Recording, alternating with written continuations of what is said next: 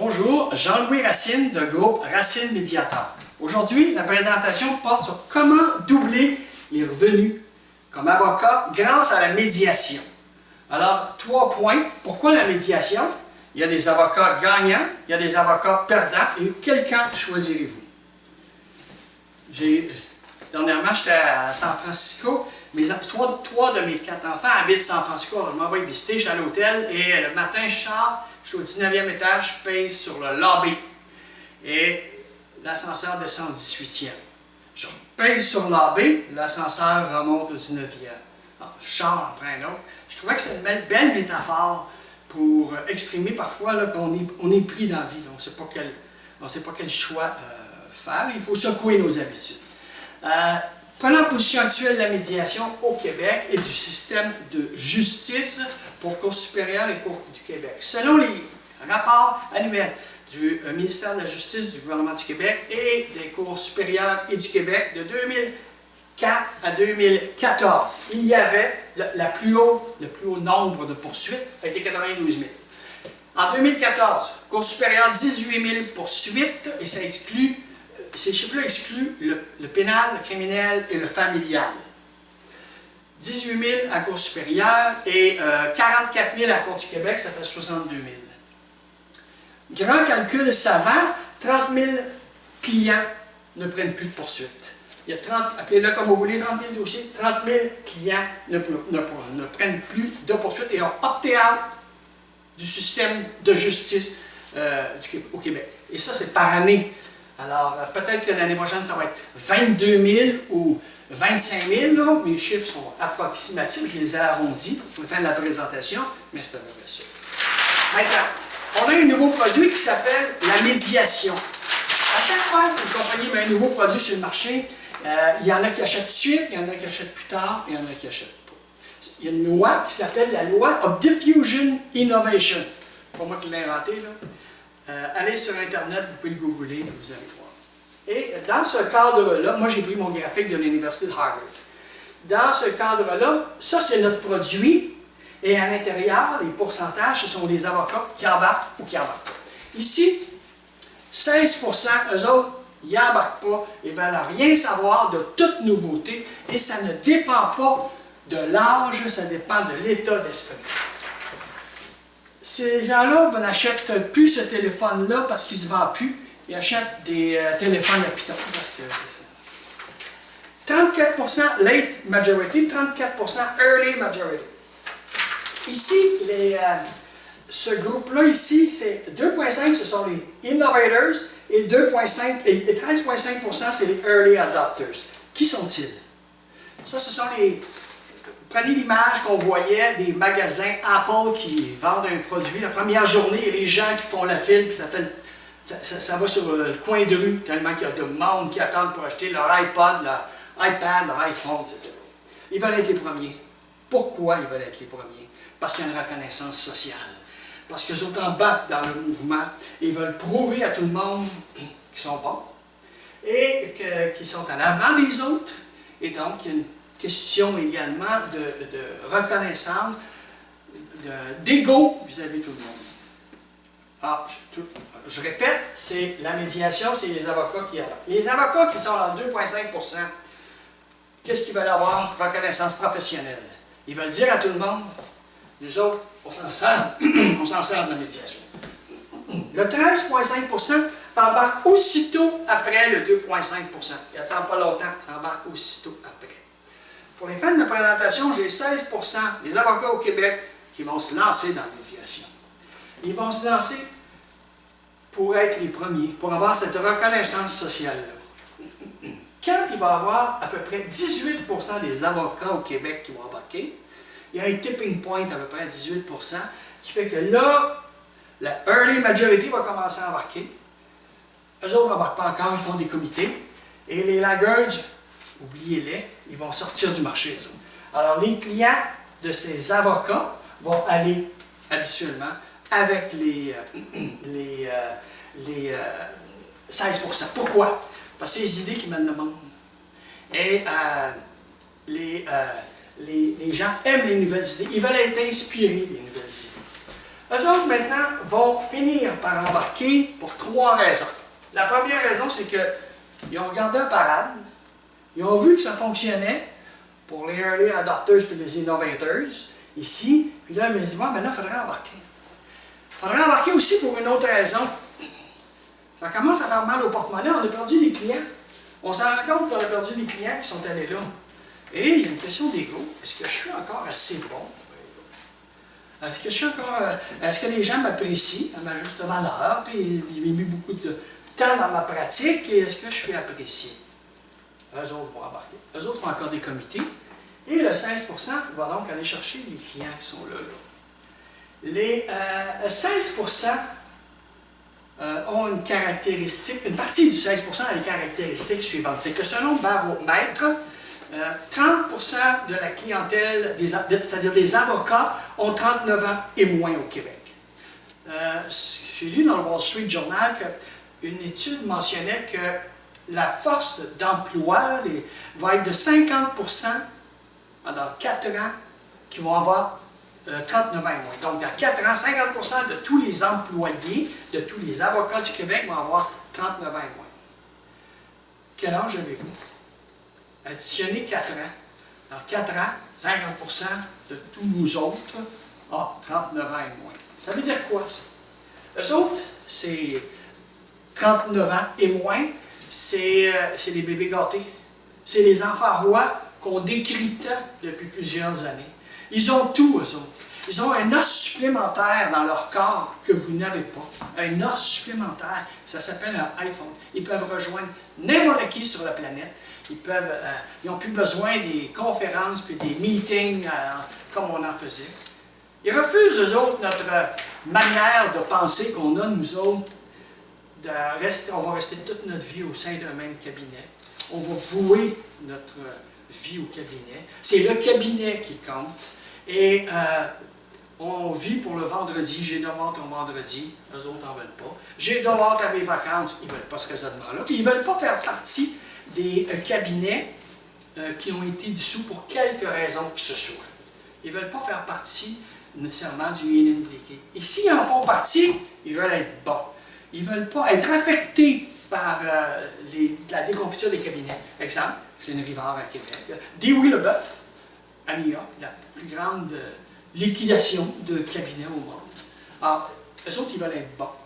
Que le cabinet fonctionne, qu'il ne fonctionne pas, qu'il y a des problèmes, ils veulent être bons. Et ils vont faire tout pour rester enfant roi. Et ils vont donc prendre tous les cours nécessaires. Ils vont faire tout ce qui est nécessaire pour être les meilleurs avocats de leur groupe, parce qu'ils savent, eux autres, qu'il y a des avocats, parfois, qui peuvent changer de bureau et recevoir des chèques.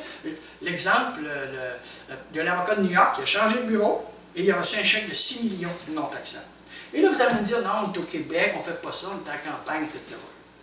Regarde-les aller, les autres. Ils vont marcher, puis pas à peu près, pour eux autres mêmes, pas pour votre cabinet. Alors, c'est dans ce sens-là que c'est les idées qui mènent le monde. La génération est comme ça. Dans 4 ans, 50 de tous nous autres, on est comme ça. Le droit, la pratique du droit avec la médiation va tellement changer. Parce que, n'oubliez pas qu'on a notre 30 000 clients par année qui ne procèdent plus.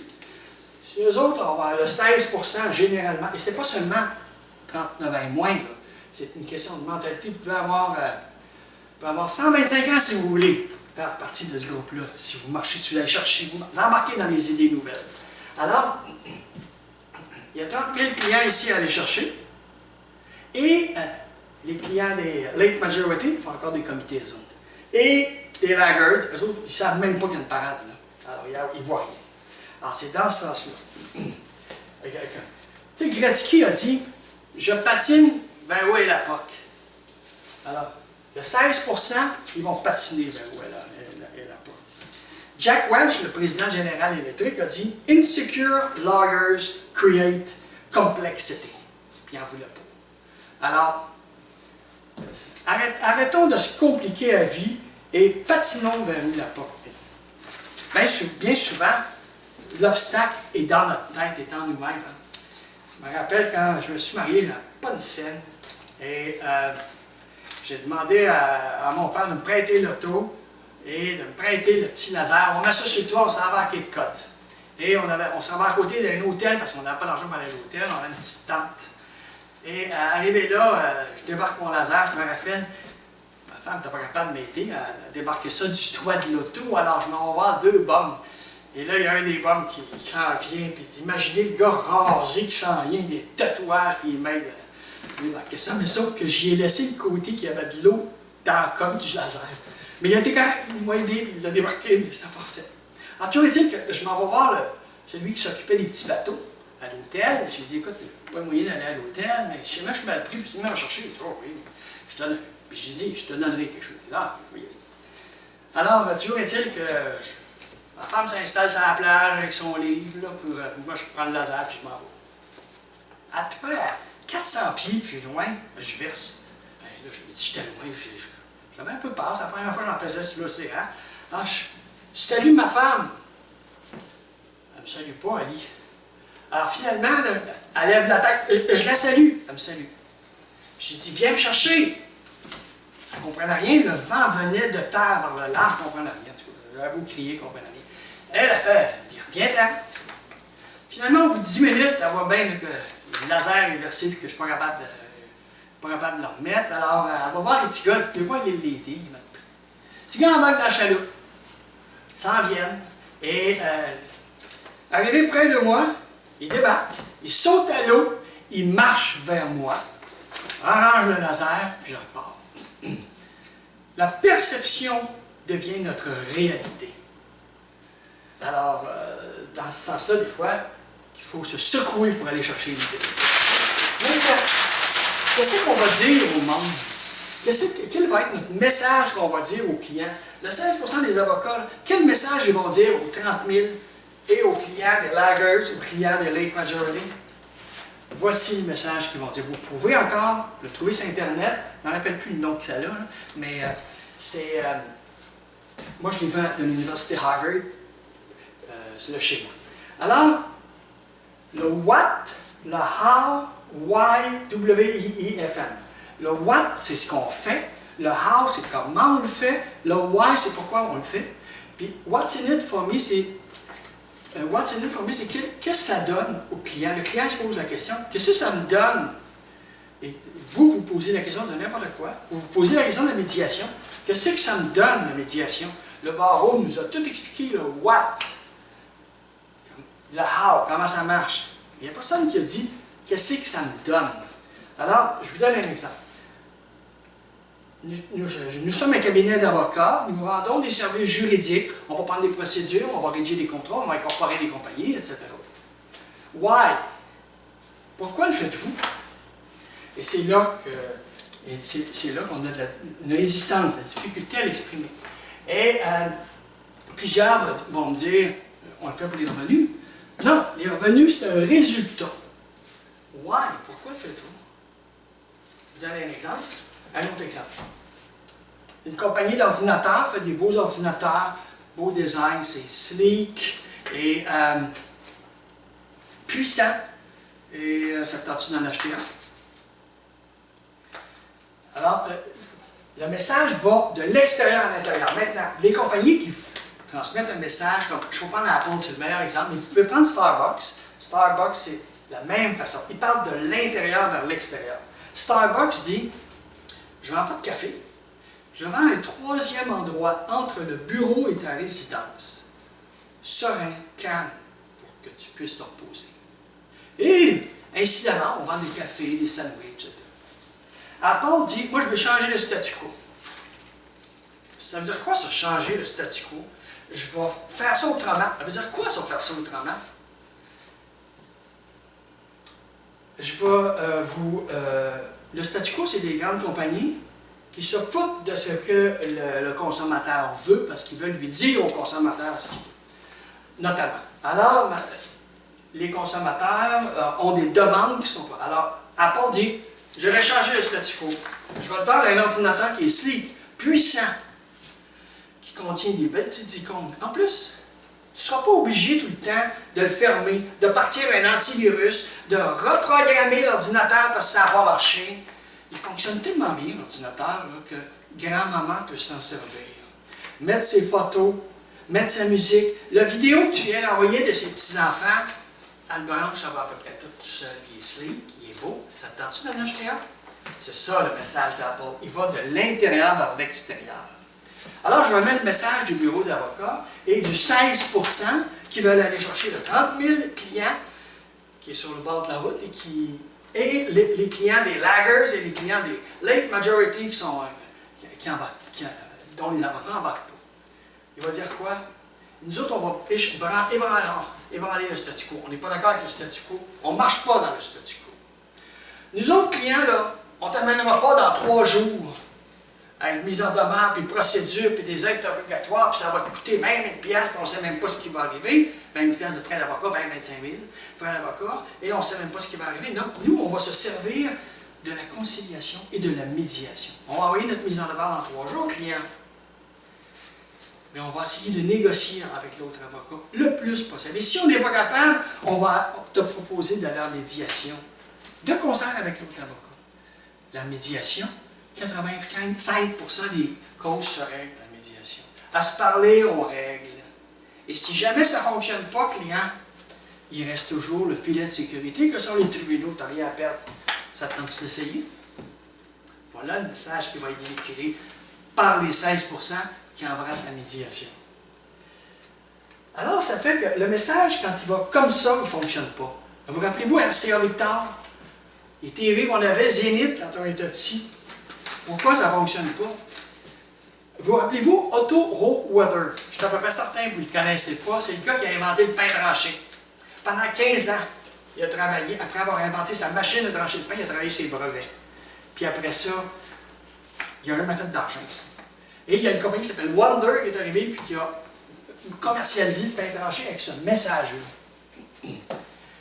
J'ai toujours été curieux, calculer ça. Si le bonhomme qui a inventé le pain tranché avait fait 1 millième de scène pour chaque tranche de pain tranché qui se vend depuis qu'il l'a inventé, combien vaudrait-il?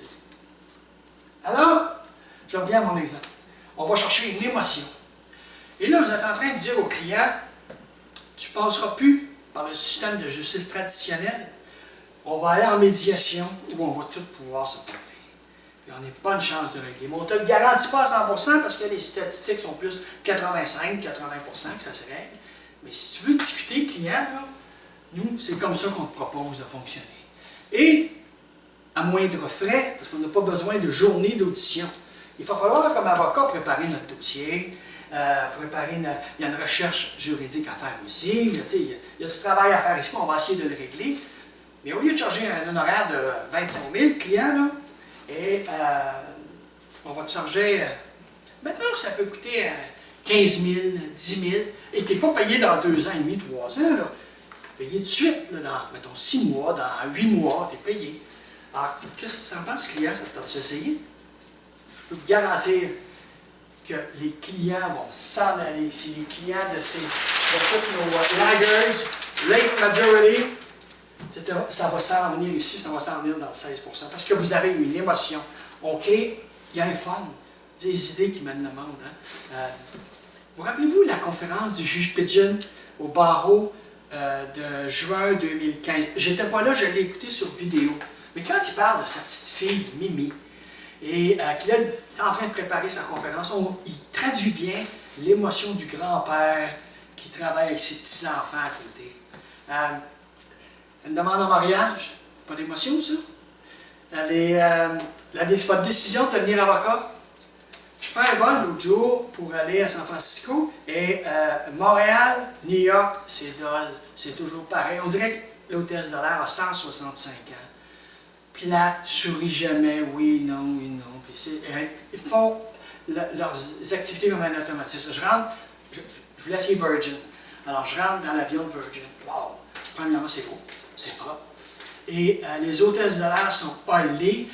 Celle qui était en charge des hôtesses de l'air, était plus âgée, avait un sourire, elle.